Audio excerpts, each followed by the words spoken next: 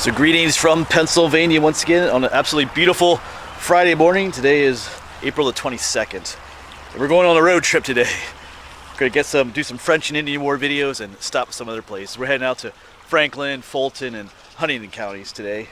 We're gonna make a whole day of it. But in this video, we're gonna be heading to Fort Loudon and the fort at McDowell's Mill down in Franklin County. They are very close to each other, maybe 1 or 2 miles apart, because Fort Loudon actually replaced the fort at McDowell's Mill. But we'll talk about that along the way. And as I usually do in some of these fort videos where we visit different fort sites, I'll be filming as I drive along with you and talk about a little bit about history of the forts as we do that. Because some of these sites are just a historical marker along the side of the road, which is always the most convenient place to film at. And as a note, we did visit Fort Loudon last summer. That's where they had the one reenactment. They had like that little festival where they had people all dressed up in period clothing and selling all kinds of yummy food from back then. So we'll be there again today. I'm not sure if the fort itself will be open. They kind of reconstructed the fort there. But if not, I'll just replay some footage from last summer. You can kind of see what it looked like on the inside. All right, so that is the plan, at least for this first video. Get out of the shade. At least I got a lot of other things planned today. Visit other forts, some other massacre sites, some little battles, maybe some covered bridges and iron furnaces. But in this video, it'll just be those two forts. All right, I'm gonna hop in the Jeep and we're gonna get to showing the road. I'll probably wait to start filming as we drive, as we get a little bit closer to the first fort. All right. All right, so we are making our way down Interstate 81 currently. Probably still in Cumberland County. A little bit later in this video, I'll show you my big Pennsylvania map, show you where we're headed. Probably when we're at Fort Loudon, where it'll be a little bit quieter. Yeah, we are heading to the fort at McDowell's Mill first. Still got about at least an hour of drive time yet. Yeah, so this was one of the western frontier forts. You're on the western side of the Susquehanna River. We did most all of them on the east side already. Did a couple on this side. So when I say western frontier forts, I'm talking about what at that time was the western frontier of Pennsylvania, which then wasn't what is today western Pennsylvania. More along what's called the Blue Mountain Ridge or Tuscarora Mountain area. Kind of on the border between Franklin and Fulton counties.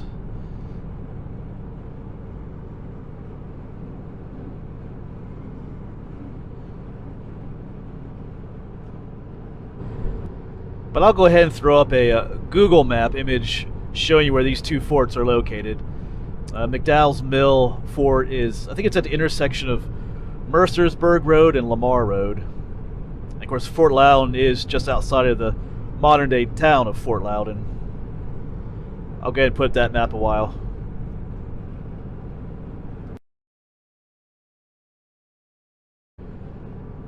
Alright, so I'll take a little bit of time here to talk about this fort as we make our way there. Traffic isn't too bad right now. A little bit earlier, it was just traffic was pretty bad on this highway. But yeah, but as always, depending on which records you read, you know, this fort was started, some people say in 1755, some sources say it started as early as 1754, and that it started out as a private fort on the farm of John McDowell, which is probably true. There were a number of those that started even that early. But later it was taken over by the colonial government of Pennsylvania. It was going to be used as a supply depot for the Braddock expedition.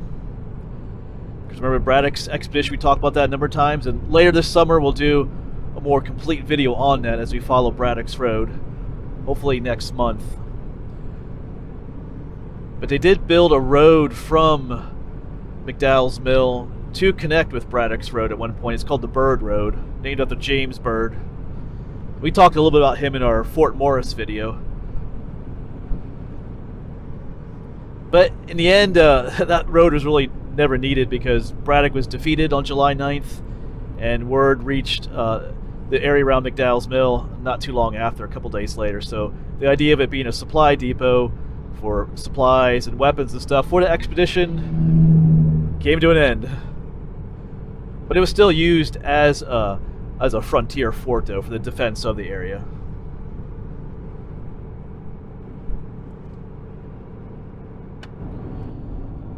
All right, we were getting off 81, headed on to Route 30, the Chambersburg exit.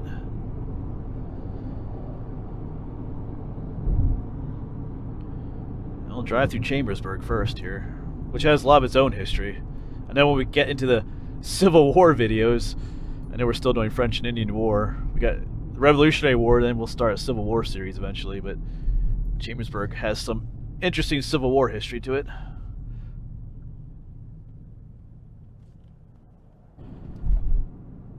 Yeah, here we are in downtown Chambersburg now. It was actually burned during the Civil War in 1864. But we need to go back about 100 years, back to the French and Indian War again. Yeah, so once we get through Chambersburg, we're going to look for Route 416, the Mercersburg Road. And that'll take us to the site of the fort at McDowell's Mill.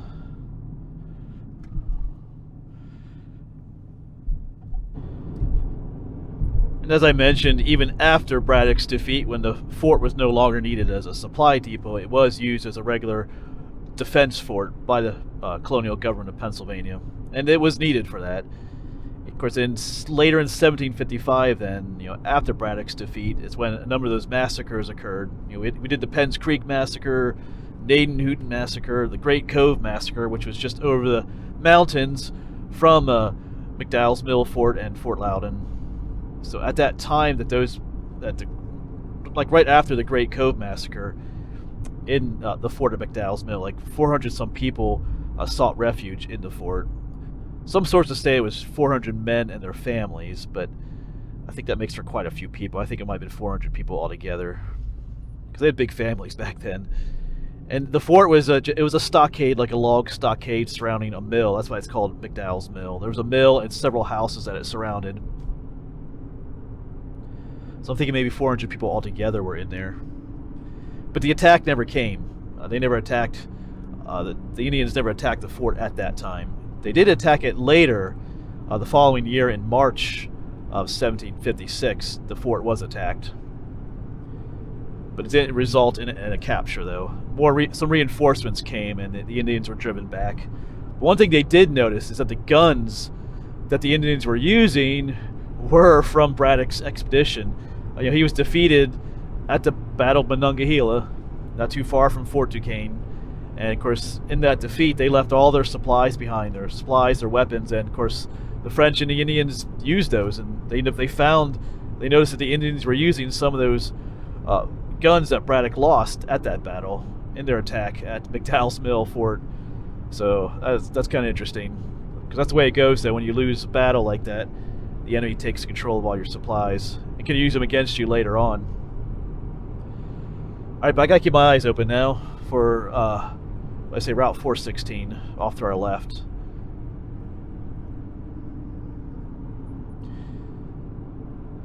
I think we got a little ways to go yet.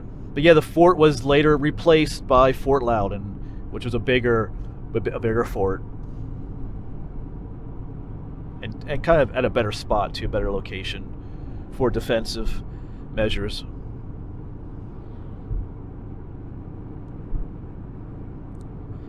Although I think the fort, even though it was replaced by Fort Loudon, it was still used occasionally by troops and people, since it was already there. But its story kind of ends when Fort Loudon was built.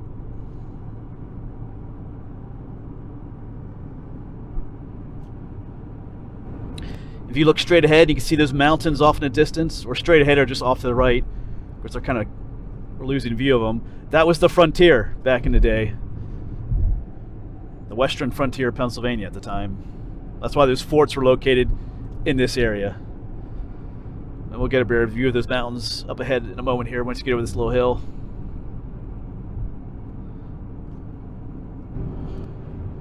Yeah, coming up ahead you can see those mountains again off in the distance. Of course, there were people living on the other side of those mountains. That's where the Great Cove is located. We did talk about the Great Cove Massacre. We did a video on that. That was on the other side of those mountains. But it was the frontier area.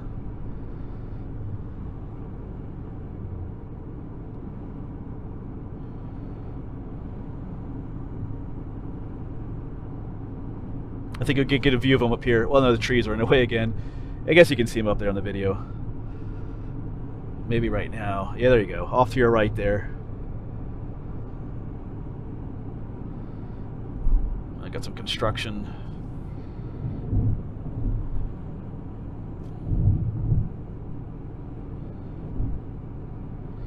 All right, still looking for my left turn.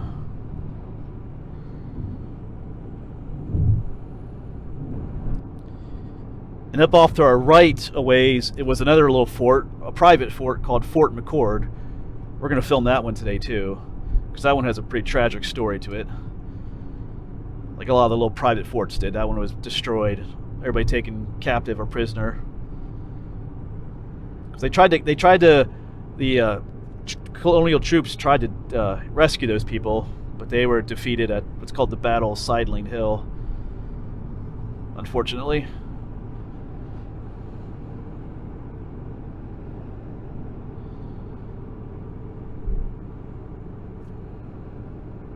My left turn coming up here. Yeah, 416.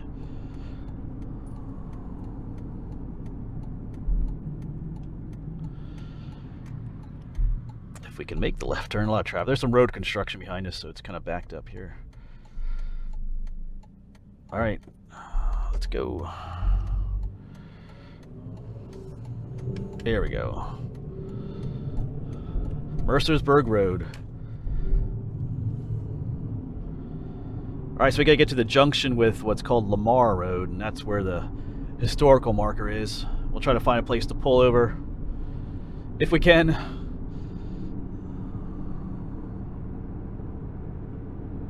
Not sure how busy the intersection will be or how noisy it'll be.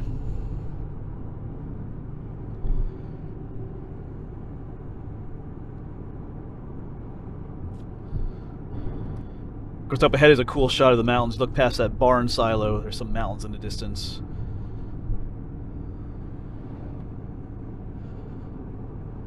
So once again, that was the frontier. Although people did live on the other side of that. When I say people, of course I mean European settlers. Obviously, the Native Americans were living here for much longer than that, but.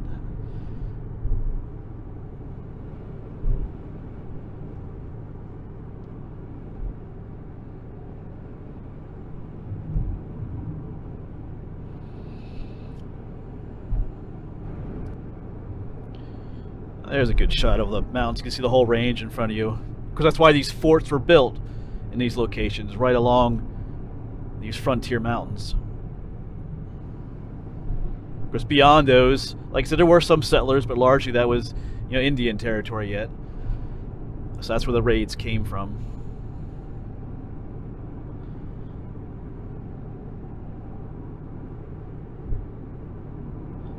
All right, shouldn't be too much further yet.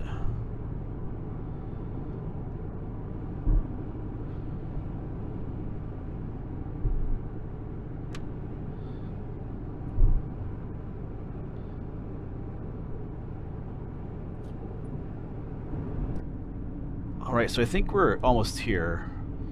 This is the town of Marks. I guess that's how you say it.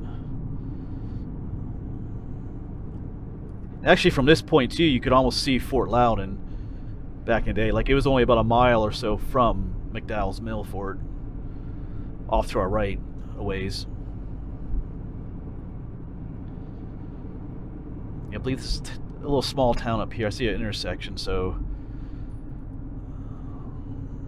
we'll just leave you on for now.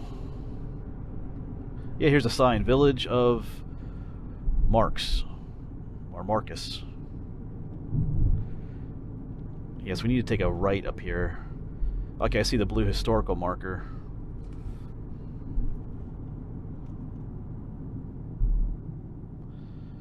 Looks like a busy place. Yeah, right off to our right there is the stone historical marker and the blue one.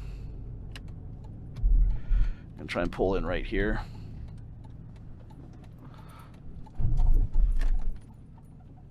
Alright, well, I found a place to quickly park. They do have no parking right here, signs.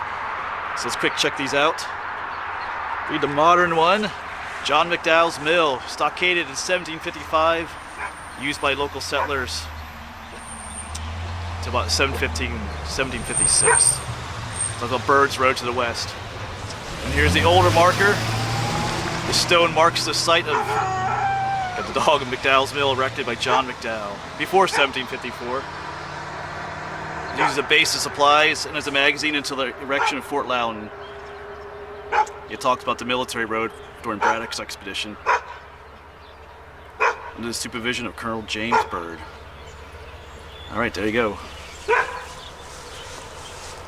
All right, so parking was a bit trickier here than I thought it would be. I was planning on parking on the other side there, but that person has no parking signs there, which is kind of unfortunate because it's right next to the historical marker, but maybe they have issues with people. So we're gonna head on out of here. I'm not sure if I'm allowed to park right where I am, but all right. So like I said, we're gonna head to Fort Loudon now, which is just, I mean, as the crow flies, as they say, it's only about a mile or so up that way, but we have to take a little bit of a roundabout way to get there. All right, but this is the area. I'll turn you around in a moment. This is the area. I'll show you intersection on camera here. Yeah, so here is that intersection. Right over there are the markers. The mill is no longer here, I guess, but somewhere over there would have been the fort. There you can see the mountain range up ahead. All right, so we're gonna head on Lamar Road up towards the town of Fort Loudon. Okay, so making our way to Fort Loudon now, which has plenty of parking, is off the road quite a ways. That's the unfortunate thing about some of these sites we go to, is that it's just parking is difficult and it's kind of busy. Not all easiest places to film, but Fort Loudon is a nice place to film at. So I will see you there.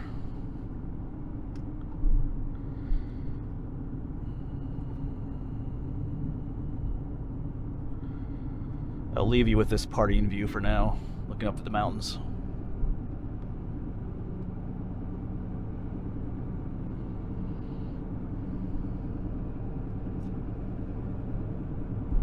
All right, we are almost there. Of course, Fort Loudon is just, I guess you could say, just east of the modern day town of Fort Loudon, right off of Route 30. I think it's called Brooklyn Road, and it's back this way. So it's well off the main road.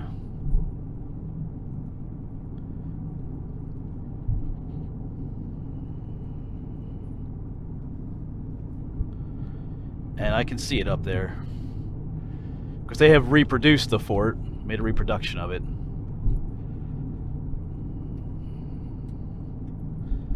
It's a lot emptier than when I was here last time. Last time I was here, they had that whole like reenactment festival thing going on. This is a beautiful spot. Yeah, right up ahead you can see the stockade.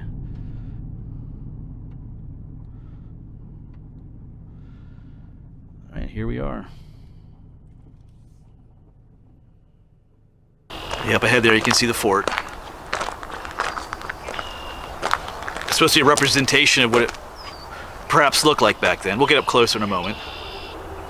Looks like they have some historical markers. Not sure if we can get inside today. I believe there's a marker up here.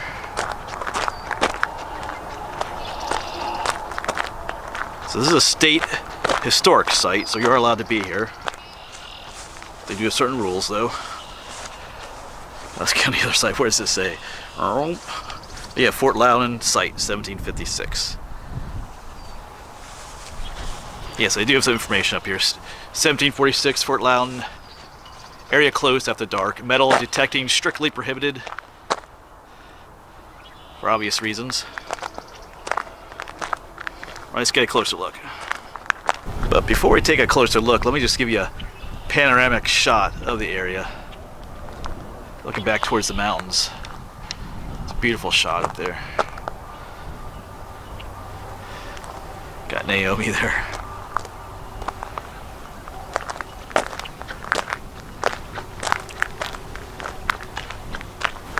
Alright, so like we said already, this replaced the fort at McDowell's mill. It was used heavily from 1756 to 1758.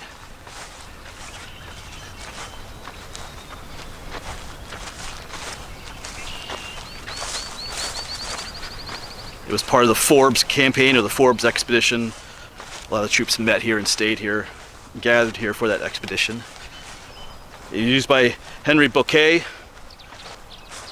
We'll talk about him more in later videos, but in 1758 he was General Forbes' second in command during the Forbes expedition. But he was important during what was called Pontiac's War, which occurred just after the French and Indian War, and he used this site as well. Let's see what this says. Dedicated to James Smith's Rangers. Oh, this talks about a different history here. Known as the Black Boys of 1765. They protected our local settlers of the Coconocheek against the Indian attacks. We'll probably talk about them in a later video. Yeah, there's an event that occurred here. It's known as the Black Boys Rebellion. We'll talk about that more later, I think. Not today. I think I might save that for another completely different video. But yeah, I think in 1757 too, there was a number of troops amassed here. There was a threat potentially from a group of French and Indians meeting just west of here, a place called Raystown. A little bit more than just west, but that attack never came. So this place was used heavily during that time. All right, let's see if we can go inside. I like this one because it's quiet out here. Beautiful, and you can just get an idea of what the forts actually look like. Compared to a lot of the other sites, there's just some markers there at a busy intersection. Or nothing at all left. In some places, the fort's under a parking lot that we visited. Of course, here you can see what something referred to as the palisade or the stockade of logs that they would put up around the fort. They have these little things in the corners, sometimes referred as bastions, and they had little swivel cannons that they would mount on the top of these. When we were here last summer, we saw one of those fired off. If I can find that footage, I'll share that with you in a moment here. But each corner has one of these. Yeah, right there. They'd be mounted right up top there. They weren't huge cannons. Actually, that was the one right there that they fired it off of. Looks like the inside is locked today. I see a lock on there, but I do have footage from when I was here last summer, which I can share with you. Looks like the little guardhouse. Yeah, they got a lock on it. Alright. So we can take a peek inside anyway. There's some things set up inside there. Alright. But as I said, I do have footage of the inside of this fort from last summer. I'll share some clips of that with you in a moment here. Treat it as a slow match. You'll light the fuse. You'll see the fuse. Fire! Fire! Fire!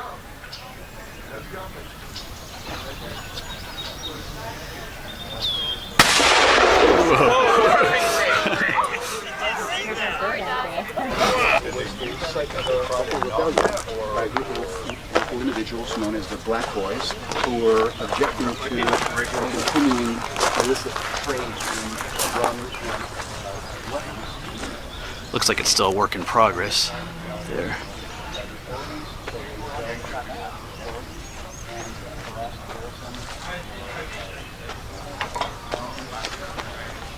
Not the best.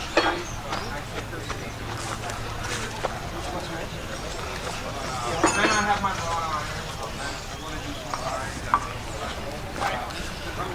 Cool campfire.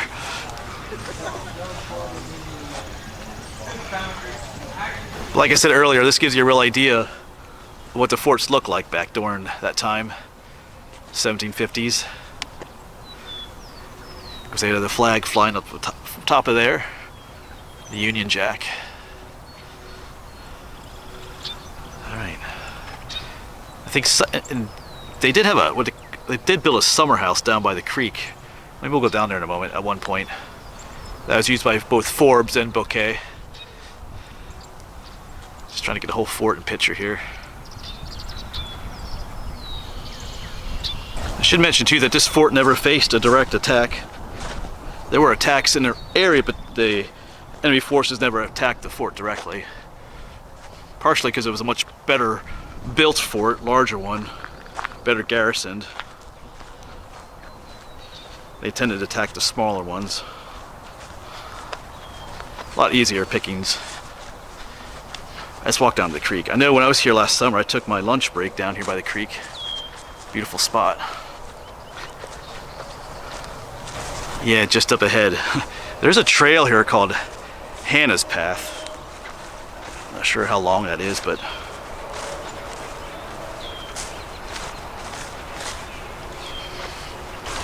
yeah, check out this beautiful spot. Water's a lot higher than it was last summer. Some beautiful wildflowers. Those look like spring beauties. That's the name of them. Yeah, I sat down along the bank here. Right along grass here. I had lunch last summer. Eating some historic food, I believe.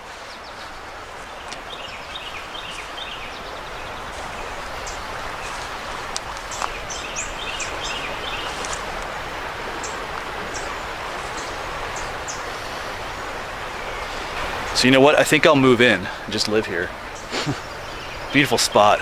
Love those mountains in the distance. The creek down here. I see some more wildflowers on the other side there. The bluebells.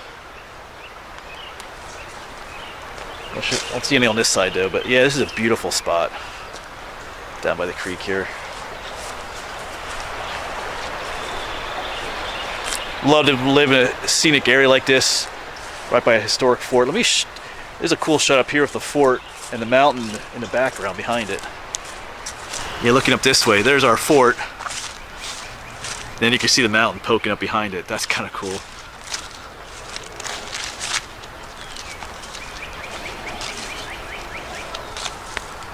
Yeah, that one building you're seeing the top of, I think that's where they, what they call it. That's where the soldiers would sleep, the bunks, the bunkhouse.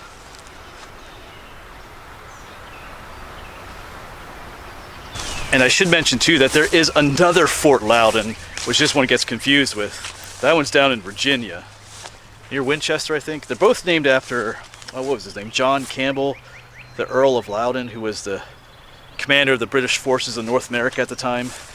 They're both named after him. So sometimes they get confused. If you're doing research on one, you might find research on the other, and your research might not line up because you're researching two different forts. All right, but I think we'll head out of here soon. I love this spot though. Maybe we'll come back here this summer when they have that reenactment again. That was a fun day. One last look at the fort from the outside here. I know I already said it, but once again, I just enjoy the fact that they have this like reproduction here. You can see it gives you a true idea of what they look like rather than just, I mean, I'm glad they had those historical markers, even at like the busy intersections, but you don't really get a clear picture of what they look like until you come to a place like this.